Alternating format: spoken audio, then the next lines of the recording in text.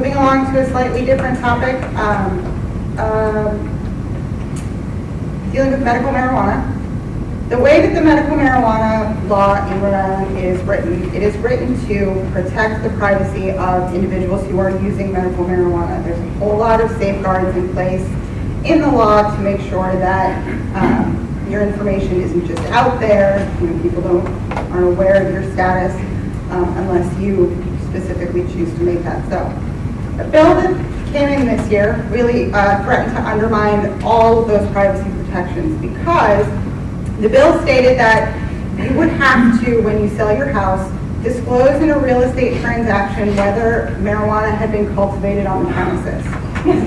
The thought behind this was there is some complaints that when a home is used for marijuana cultivation, there are issues with some other things, some of which you already have to disclose under real estate transaction law.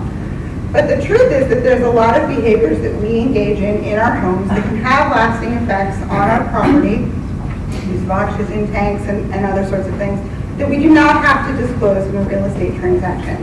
On top of that, disclosing in a real estate transaction if somebody is cultivating marijuana puts them in a really terrible double bind. We know that the federal government is cracking down more and more on marijuana use, marijuana growing, marijuana sales, and doesn't necessarily recognize the medical marijuana laws of any given state.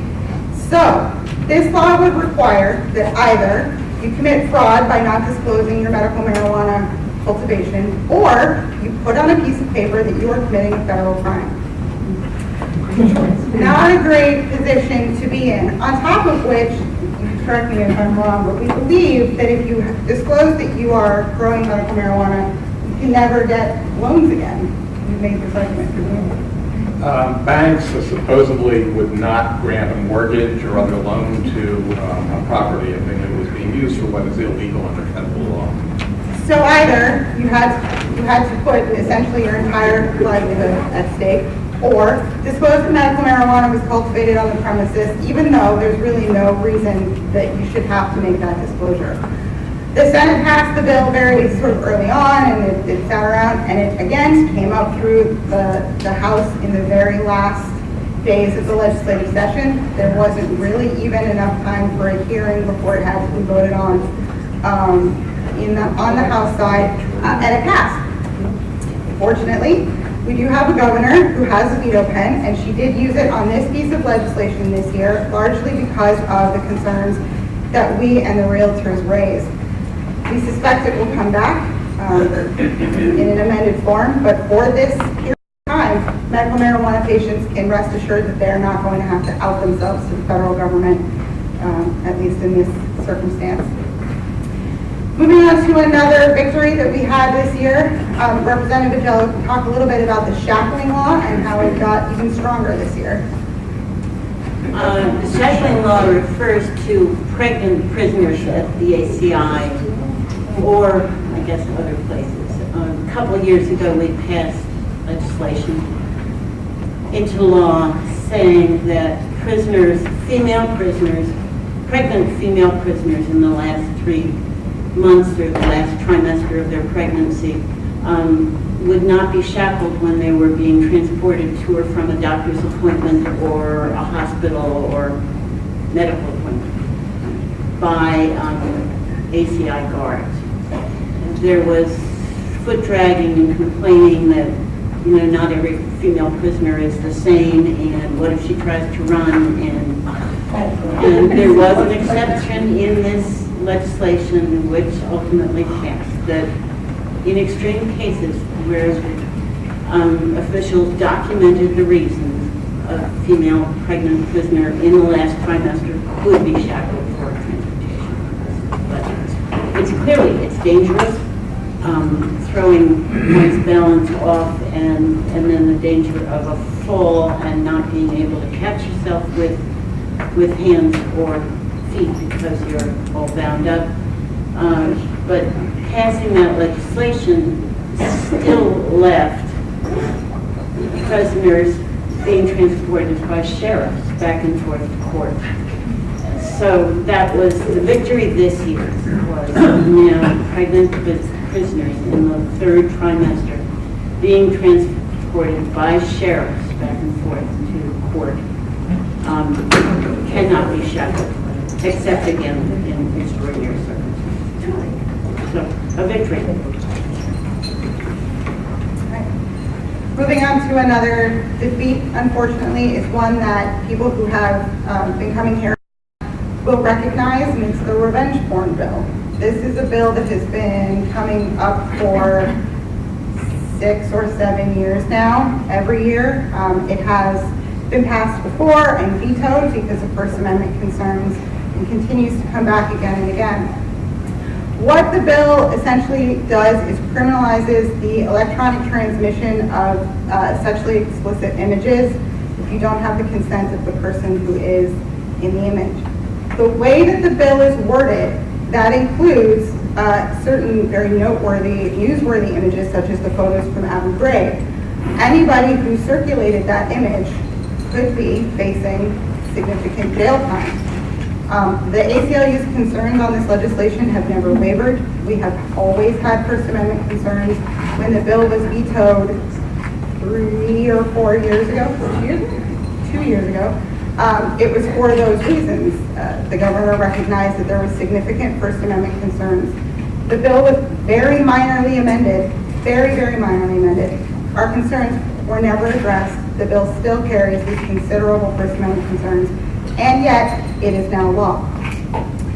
We will have to see, I think, where it goes from there and how it's but people should be aware that any image that you share on the internet could now have you facing very heavy penalties, and it's very concerning to us.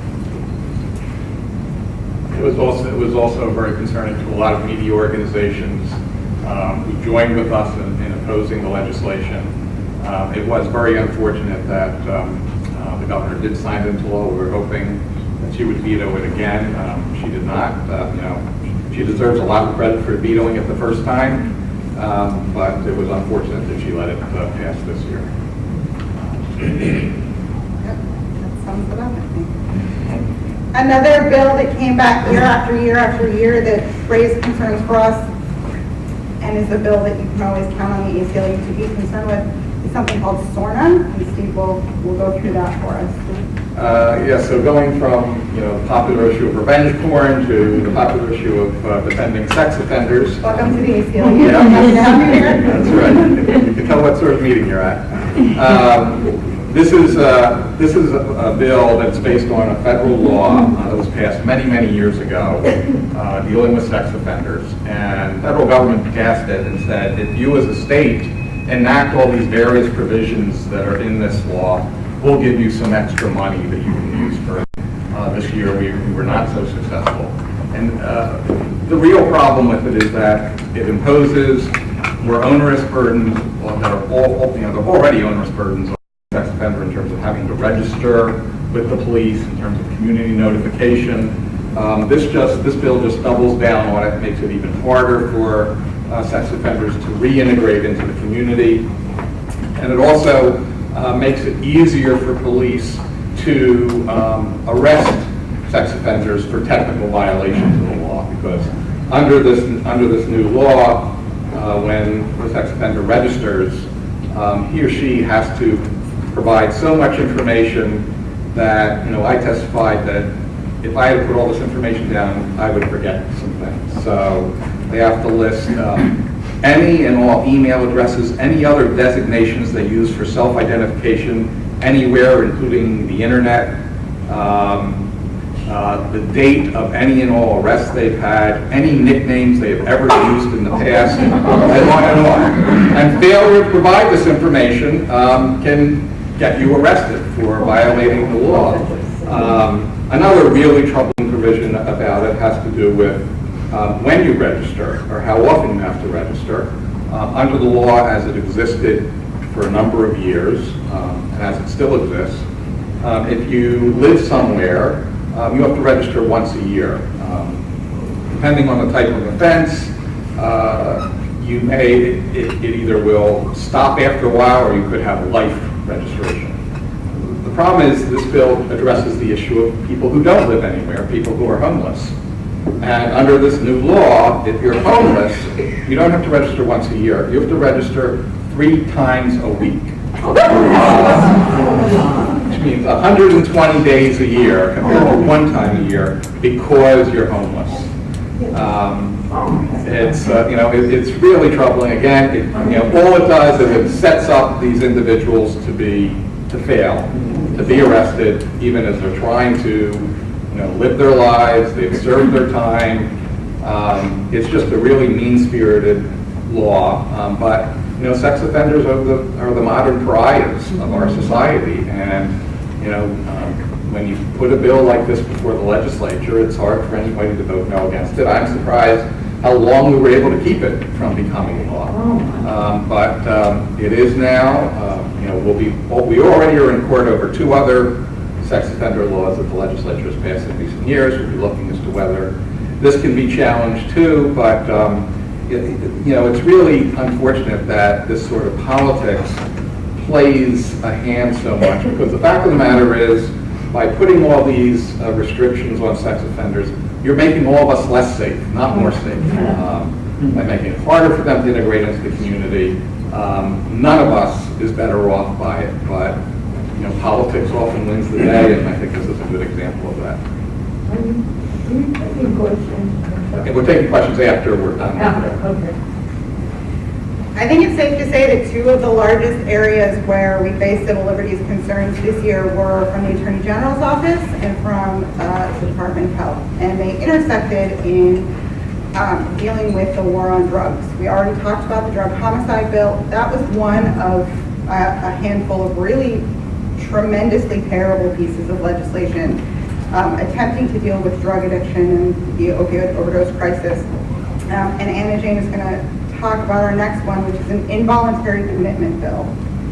Yeah, so involuntary commitment is when a spouse or a doctor can make someone, court order someone to go to treatment, and there's lots of ways this can go, and lots of parents, lots of loved ones, lots of doctors who are really concerned about people who are suffering from substance use disorder or are using illicit substances, have nowhere to turn and just want to do something. So it's a well-intentioned thing, but there's many civil liberties concerns with involuntarily committing someone.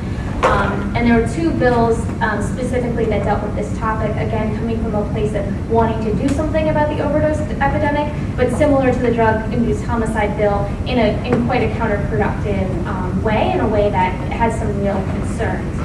So I'm going to talk about the 2 different bills and the statuses of them. The first bill, it never left committee, but it was one that would have mandated that people have treatment up to 30 days if they're, quote, a danger to themselves or others.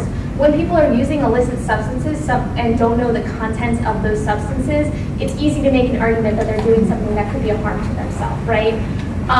So this would have mandated that people could be committed, if a loved one or if a doctor said that they were a harm to themselves or others, in a public facility for up to 30 days, an approved public facility.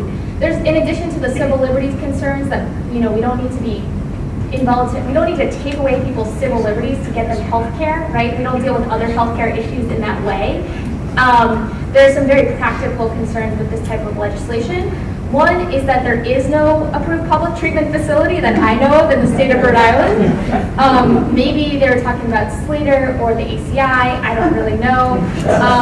But if I don't know, other people probably don't know as well.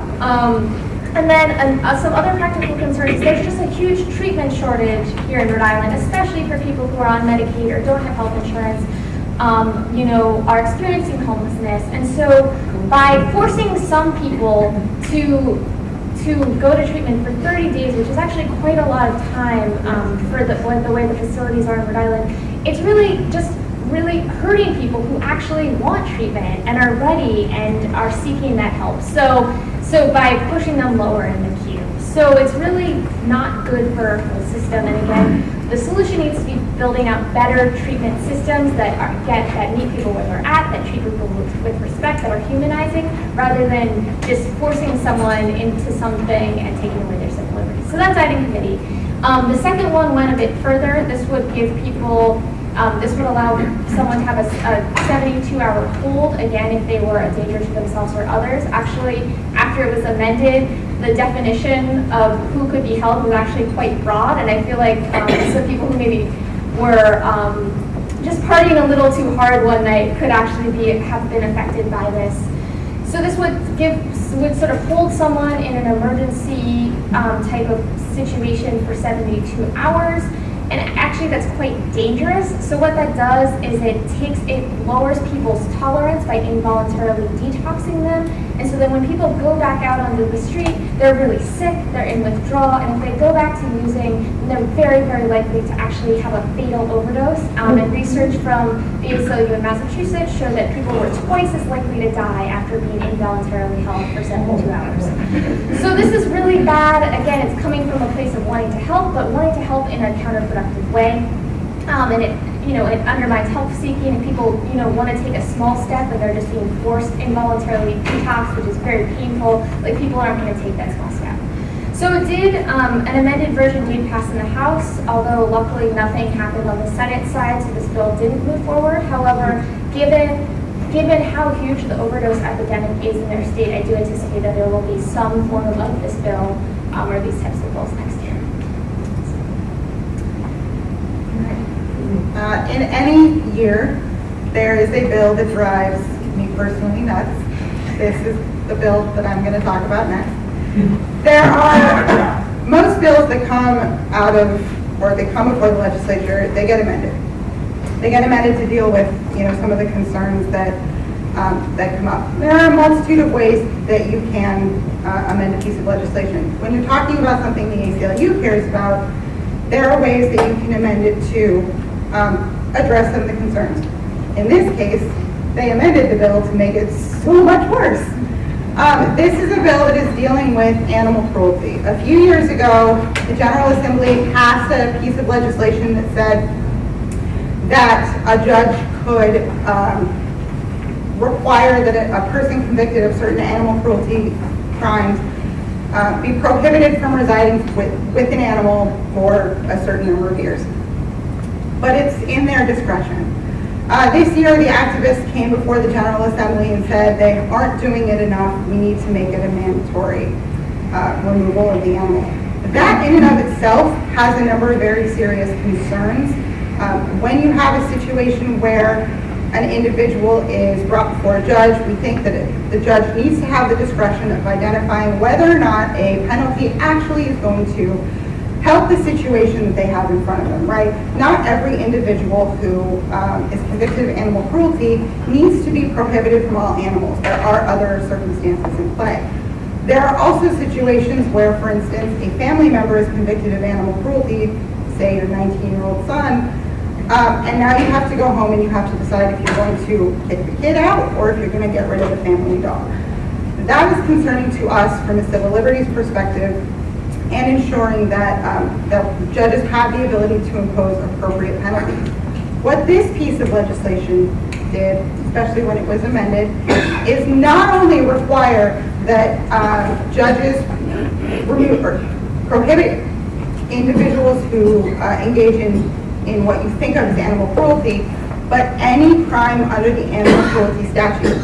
That includes if you shear your horse after October 15th, if you are a farmer and you shear your horse on October 16th and you are caught, you now lose every animal on your farm for 5 years. If you purchase a dyed chick or duckling for your small child, you are now prohibited from residing with an animal for 5 years.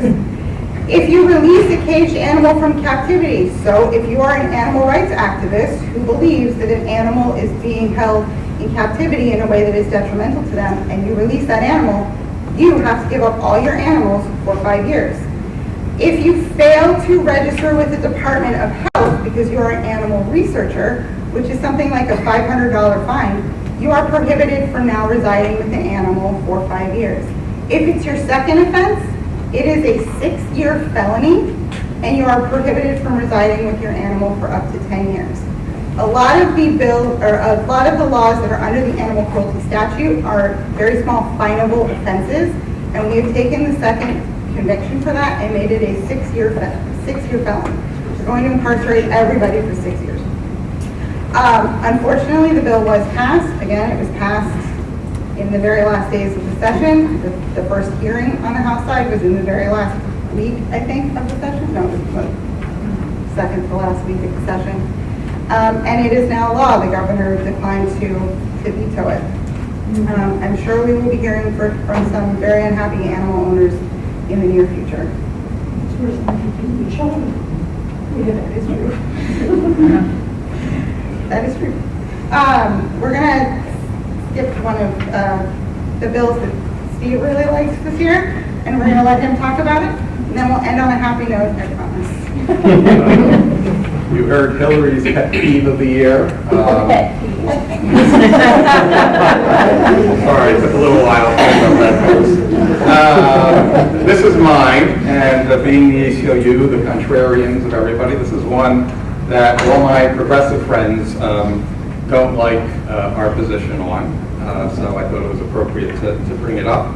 But it is one that does rankle me just as the animal cruelty bill rankles Hillary. And that's a bill put in by our progressive allies that would bar any president or vice presidential candidate from appearing on the ballot unless they release their last 5-year tax returns. And we know what prompted this. And it really bothers me to see allies be so intent on keeping candidates off the ballot, even for a good cause. Here we are talking about the importance of enfranchising people, making it easier to vote. I have to tell you, it's no good to have it easier to vote if you don't let people get on the ballot they can vote for. And that's how I view this bill. I think it's a really an unfortunate attack on voting rights, on electoral rights. My view is this is a political issue. If a candidate refuses to release their tax returns, it's a legitimate issue for dispute. If you don't approve of that, you get to vote against them in the polling booth. You don't keep them from running in the first place. And the one example I gave, and I've never gotten an answer that I found satisfactory. I said to the bill sponsor, I said, well, tell me this. In 2008, if a legislator had proposed a bill requiring presidential candidates to first provide a certified copy of the birth certificate in order to get on the ballot, would you support that bill? And they all say no. And I said, well, why? It's actually a constitutional requirement that you be a citizen. Why not require that? And yet here we are, demanding people to release their tax returns, which is, very private information. So this is a bill that passed the Senate, but it did not pass the House. It will be back next year. I'll be back fighting our progressive friends next year about it. But I want you to be aware, I hope you'll think about it. My guess is most of you in this room think it's a good idea, but I really hope you will think about the ramifications of supporting legislation like that. We're going to end, like I promised, on a happy note with a piece of legislation that Representative Adello championed and can talk about that affects people, I think, in some very meaningful ways. This is the death certificate bill, and we continue to learn about people and their needs and the way they want to live their lives. And a group of people came to me and asked me if I would put in legislation that would make sure that people's death certificate would reflect that gender that they were living in. So the legislation is aimed at transgender individuals. Edie Agello was born Edie Agello, but has been living, for instance, as Edward Agello for the last years. May have had some surgery, may have been taking hormones, but has changed her driver's license and changed her name legally and all of that. Edward now wants his name on the death certificate. And the legislation had some slight amendment to allow the health department to add new requirements or new examples of documents that might prove the deceased's intent. One of the most interesting things in the discussion about this was someone in very high position in the Rhode Island General Assembly, when I was arguing for this legislation, said, what do they care? They're going to be dead anyhow. But this truly meant a great deal to some people, and so it was very good to see it in the end pass. And no one voted against it. A couple of people made themselves absent from the vote, but no one voted against it. There were also people who voted for it that I would never, ever, ever have expected to. Yes.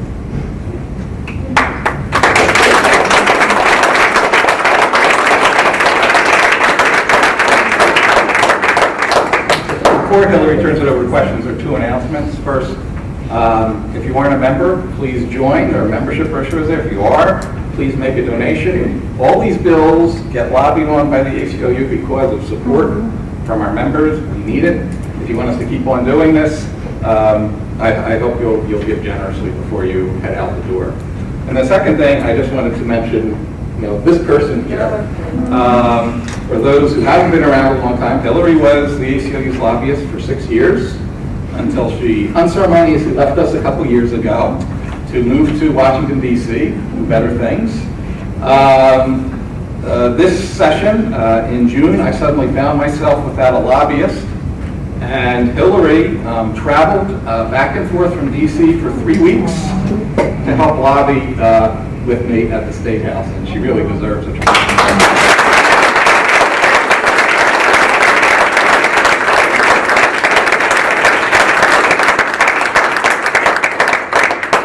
There is a reason why I would do that. There's not a lot of organizations out there that can get somebody to want to do that. And the ACLU does, and the people sitting at this table do. People like Edie, who probably sponsored the very first bill that I ever worked on.